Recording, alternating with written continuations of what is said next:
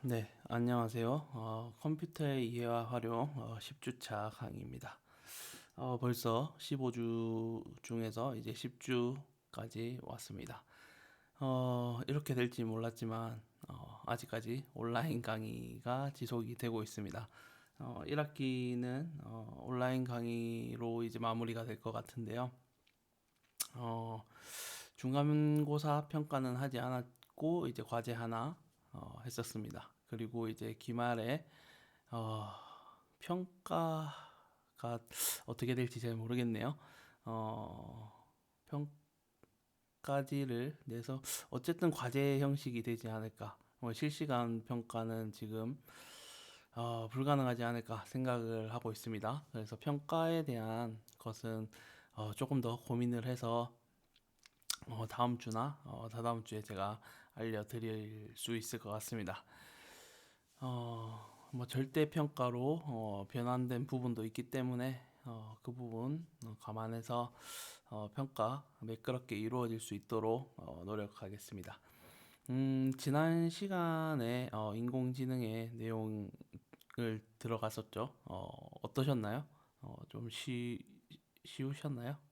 쉽지는 않으셨을 것 같은데 컴퓨터를 조금 아시고 아신 분들은 쉬웠을 것 같고요. 아니면 컴퓨터를 잘 모르시고 처음 인공지능 관련한 내용을 들으셨으면 조금 어려우실 수도 있다고 생각합니다. 그래서 파이썬으로 이제 코딩까지 해보면서 파이썬이 머신러닝, 딥러닝 이런 부분에서 어떻게 활용이 되는구나를 조금은 이해하셨을 것 같습니다. 이제 뒤에 나오는 이제 코딩 같은 경우에는 조금 공식이 복잡해지고 어려운 통계가 있기 때문에 라이브러리를 가져와서 그 안에 있는 함수를 그냥 쓰는 방법대로 이제 체험 정도 하실 수 있을 것 같습니다. 지난주에 했던 내용들 그러면 다시 한번 복습하고 오늘 내용 넘어가도록 하겠습니다.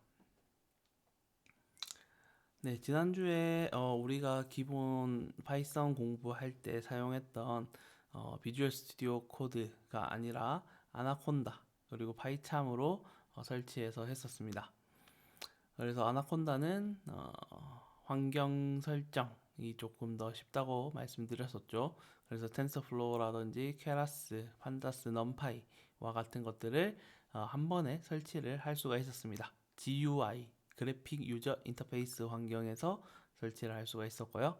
그리고 파이참을 설치해서 비주얼 스튜디오 코드보다는 파이썬 프로그래밍에 조금 특화된 IDE라고 했습니다. 개발 프로그램이라고 했습니다. 그래서 딥러닝, 머신러닝은 파이참으로 우리가 코딩을 계속 해 나갈 예정입니다. 네, 그래서 아나콘다에서 이런 개발 환경을 추가를 했었고요. 그리고 첫 번째로 이제 선형 회귀에 대해서 봤습니다. 선형 회귀는 이제 종속 변수가 한 개 이상의 독립 변수 x와의 선형 상관관계, 직선으로 나타내는 ax 플러스 b, y는 ax 플러스 b로 나타낼 수 있는 그 관계를 선형 회귀였습니다.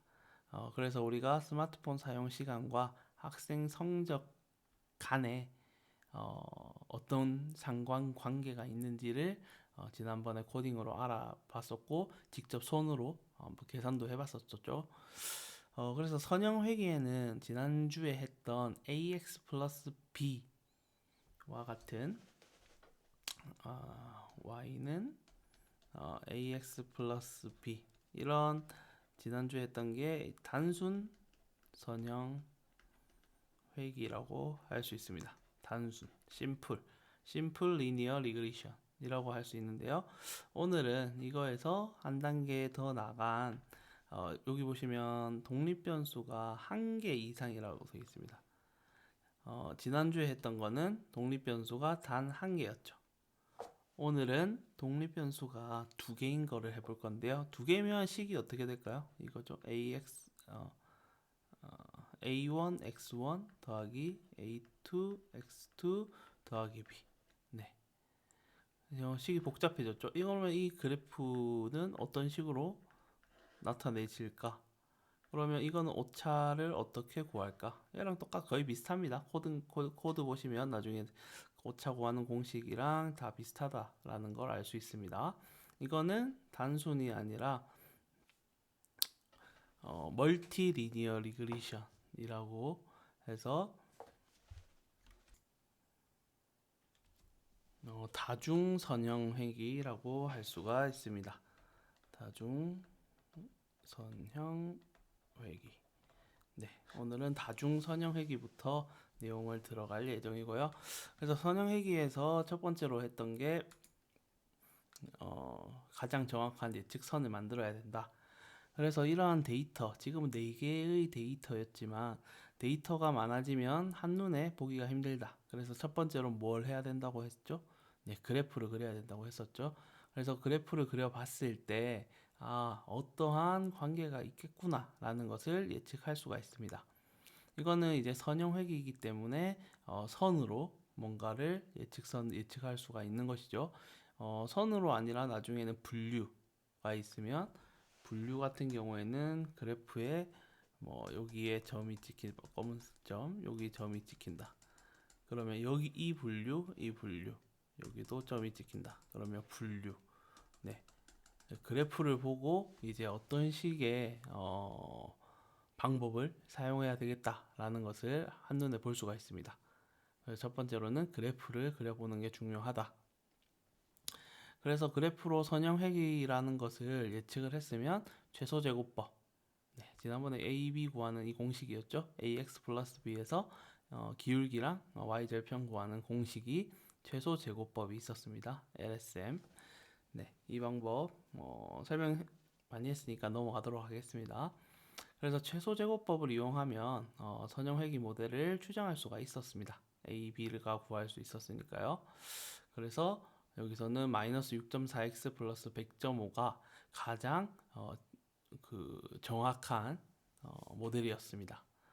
그래서 이게 이제 뭐 뒤에 나오겠지만 그래도 이제 예측값이랑 오차랑 오차죠. 이 오차가 있었습니다.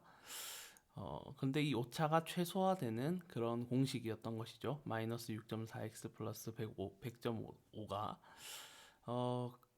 그래서 이 최소 제곱법을 코딩으로 확인해 봤었고요.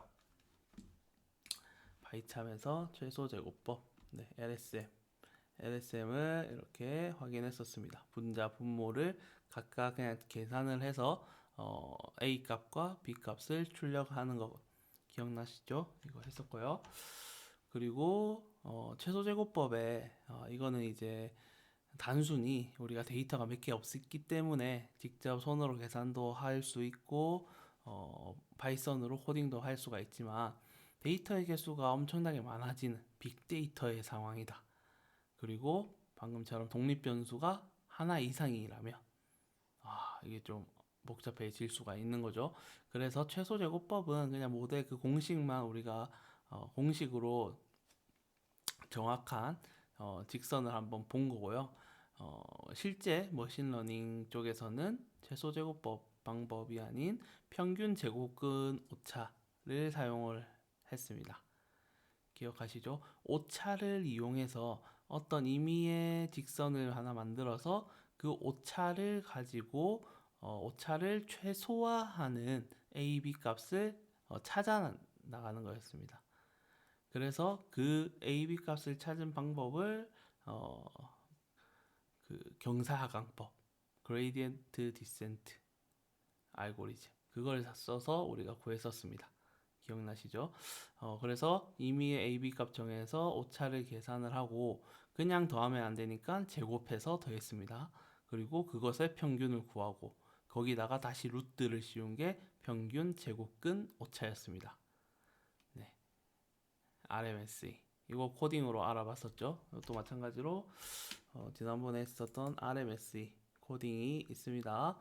그래서 RMSE 값, 임의의 AB 값을 마이너스 6, 100이라는 임의의 값을 줬을 때 RMSE 값이 있었죠.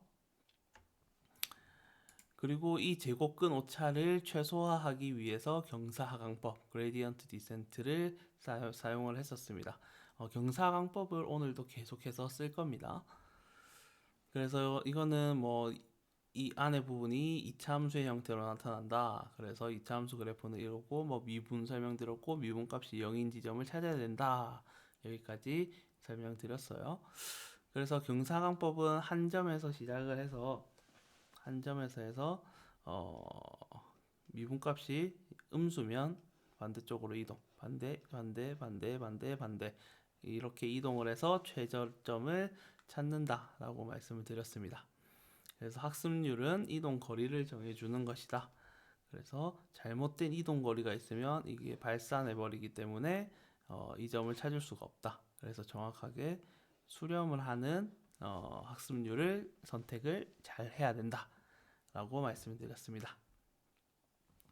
네, 경사하강법 알고리즘은 이렇고요. 그리고 A로 편미분, B로 편미분해서 이것을 학습률이랑 곱해서 원래 A 값에다가 조정을 해주는 겁니다. 그래서 이런 공식, 뭐 수학적인 것들이 당연히 필요하죠. 머신러닝, 딥러닝에는 반드시 필요합니다. 하지만 좀 어렵기도 하고요. 그냥 이런 방법을 써서 이런 결과가 나오고 이거를 코딩으로 바꾸면 이렇게 된다 정도 이해하면 좋을 것 같아요. 정말 색다른 문제를 해결을 하고 싶으시다면 다 알아야 되겠죠. 이 원리랑 왜 이런 공식이 나오는지도 다 알아야 되겠지만 우리는 그 정도까지는 아니기 때문에 지금 이 뭐 제가 강의에서 다 설명을 드릴 필요도 없을 것 같고요. 네, 궁금하신 분들은 더 찾아서 저보다 더 뛰어난 강의들이 많기 때문에 그 강의를 찾아보시면 이해가 쉬우실 것 같습니다. 네, 이런 것이 있다라는 거 기억하시고요. 경사강법을 이제 코딩으로도 마찬가지로 했었습니다. 그래서 그레디언트 디센트 GD라는 그래서 이 오차를 구하는 거죠. 실제 오차를 구해서 그 오차를 최소화하는 방법인 A를 편미분한 결과 B를 편미분한 것을 기존에 우리가 임의의 값을 잡아놨던 A에다가 러닝 레이트의 오차를 곱한 것을 빼서 이 지점을 찾아 나가는 0이 되는 점을 찾아 나가는 방법을 사용을 했었습니다. 네, 기억나시죠? 지난 시간에 여기까지 설명을 드렸습니다. 이거는 A를 편미분한 공식에서 나온 거고 얘는 B를 편미분한 공식에서 나온 것이다 라는 점만 알고 계시면 감사하겠습니다. 네, 그러면 오늘은 단순 선형 회귀를 넘어서서 다중 선형 회귀를 한번 알아보겠습니다. 다중 선형 회귀는 아까처럼 그 독립 변수가 늘어나는 케이스인데요. 사실은 우리가 제가 예시로 드린 뭐 스마트폰과 성적 간의 관계, 뭐 지금 네 개의 데이터였죠. 네 개의 데이터만 가지고 계산을 하지는 않겠죠. 뭐 머신러닝을 더 올릴 필요도 없을 거고요. 그런데 이제 정확도를 조금 더 늘리기 위해서는 데이터 양을 늘리는 방법이 가장 먼저 돼야 되겠죠. 당연히. 그래서 뭐 100개의 데이터 혹은 1000개의 데이터, 10,000개의 데이터의 양을 늘리면 늘릴수록 오차가 상당히 이제 보정이 될 수가 있을 겁니다. 네, 그리고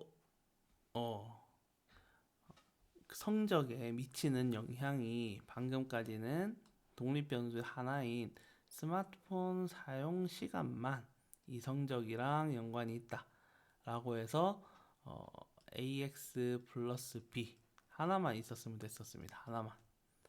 하지만 보니까 공부 시간도 좀 영향이 미치는 것 같아 라고 할 수가 있겠죠.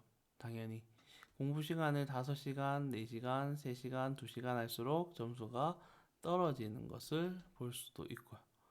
그러니까 이런 식으로 독립 변수가 뭐 여러 개가 추가가 될 수가 있겠죠.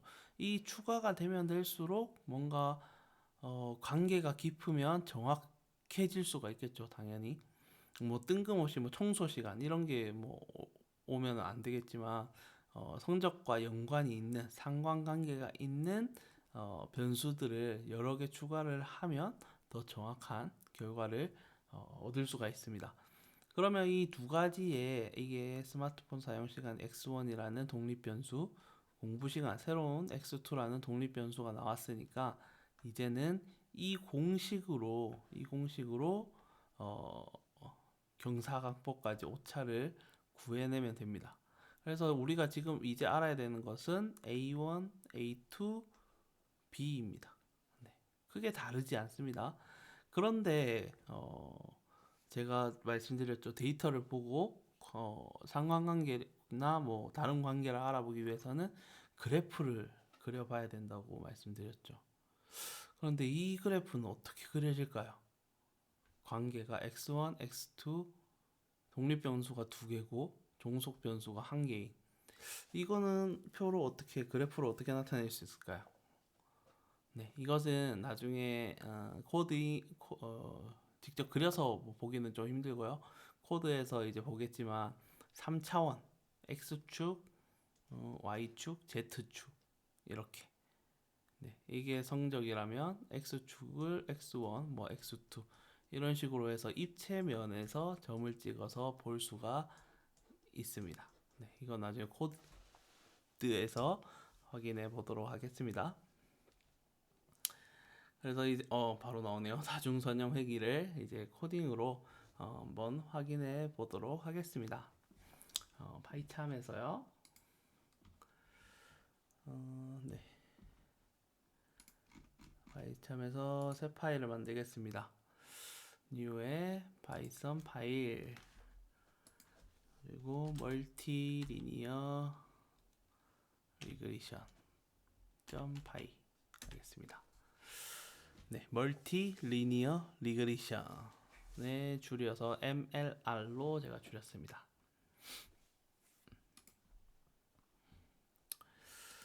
네, 우리 단순 선형 회귀에서 했던 이 GD 그레디언트 디센트 방법과 크게 다르지 않습니다. 이 코드를 참고해서 요거 작성하시면 될 것 같아요. 임포트